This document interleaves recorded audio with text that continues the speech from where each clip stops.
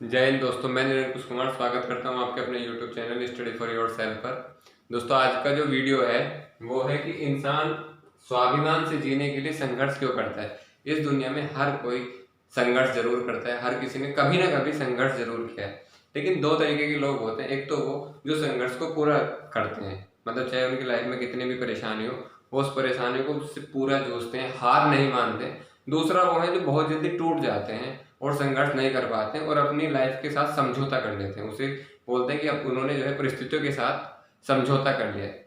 तो मेरा जो टाइटल है आज का वो ये है कि हम अगर स्वाभिमान से जीना चाहते हैं तो संघर्ष तो करना पड़ेगा, लेकिन वो संघर्ष क्यों जरूरी है। हम एक इंसान है, हमारे पास दिमाग है, इंटेलिजेंस है, एक शरीर है अच्छा खासा, उसके बाद भी हमें संघर्ष जरूरी है और संघर्ष से हार नहीं माननी चाहिए। इस जीवन में बिना संघर्ष के कुछ नहीं मिलता।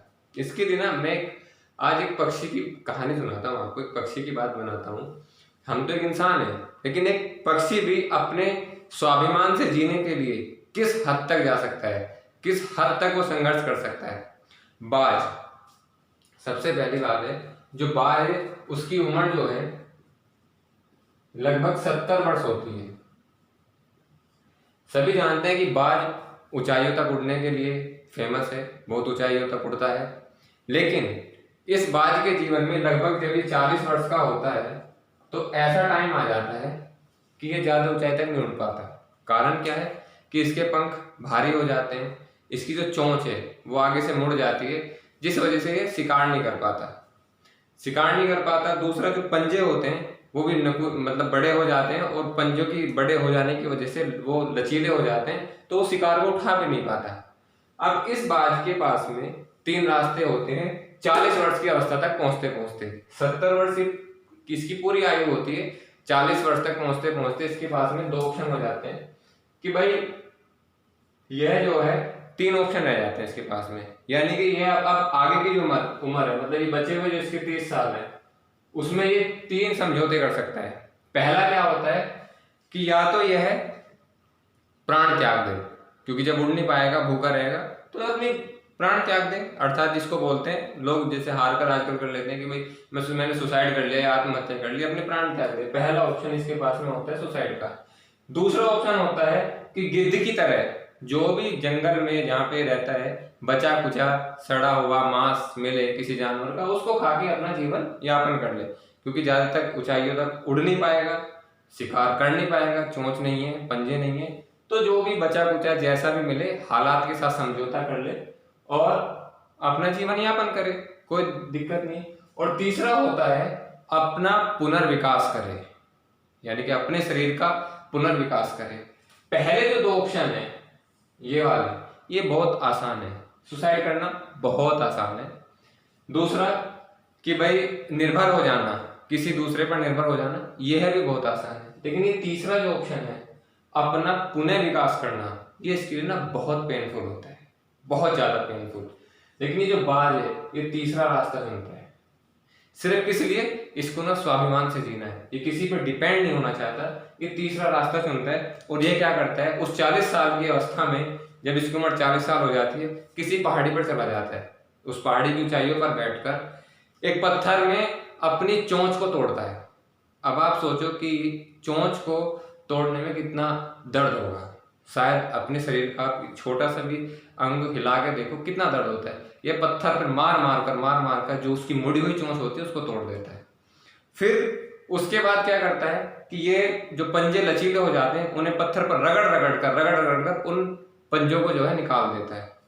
इन दोनों चीजों में कितना दर्द हो सकता है इसका अंदाजा हम नहीं लगा सकते, इसका अंदाजा सिर्फ उस बाज को ही पता होता है। लेकिन अपना पुनर्विकास करने के लिए वो इस दर्द को सहन करता है, खून से लहूलुहान हो जाता है, लेकिन वो इस दर्द को सहन करता है। उसके बाद धीरे धीरे उसके चोंच आनी शुरू हो जाती है, नई चोंच, क्योंकि पुरानी चोंच उसने निकाल दी है पत्थर पर मार कर। उसके बाद उसको एक नई चोंच मिलती है, धीरे धीरे पंजे भी आने लग जाते हैं। अब इस नई चोंच और इस पंजे से वो अपने पंख निकाल देता है, पंख को कुतर देता है, जो उसके पंख भारी हो गए थे। कुछ महीने बाद उसको फिर वो पंख भी आने शुरू हो जाते हैं। इस सब में उसको लगभग 150 दिन का समय लग जाता है। यह सब करने में उसे 150 दिन तक वो इसी दर्द में तड़पता है और इसी हालात से गुजरता है। 150 दिन के बाद यह एक नई चोंच, नए पंजे और नए पंख हासिल कर लेता है और उसके बाद यह अपने जीवन की जो बचे हुए इसके जो 30 वर्ष हैं उसकी उड़ान फिर से प्रारंभ कर देता है। मतलब क्या है कि एक पक्षी भी जो दो इसके पास में ऑप्शन थे बहुत इजी थे, हालात से समझौता करने के लिए इसके लिए बहुत आसान था। ये चाहता तो इसे ये सब दर्द सहन करने की जरूरत नहीं थी, ये भी अपना बचा कुचा मांस खा के जीवन व्यतीत कर सकता था या ये सुसाइड भी कर सकता था, परंतु स्वाभिमान से जीने के लिए वही उड़ान, वही ऊंचाइयां छूने के लिए ये अपना पुनर्विकास करता है और 150 दिन की कठिन पेन के बाद यानी कि बहुत दर्द सहने के बाद जब इसका पुनर्विकास होता है तो फिर ये आसमान की उन्हीं ऊंचाइयों को छूता है। जब एक पक्षी स्वाभिमान से जीने के लिए इतना कुछ कर सकता है तो हम जो इंसान है जिसके पास सब कुछ है, एफर्ट करने के लिए बुद्धि है, दिमाग भगवान ने दिया है, सब कुछ सोच समझ सकता है, वो स्वाभिमान से जीने के लिए क्यों नहीं दर्द सहन कर सकता? क्यों हम पेन सहन नहीं कर सकते? क्यों हम इतनी जल्दी टूट जाते हैं दर्द के सामने?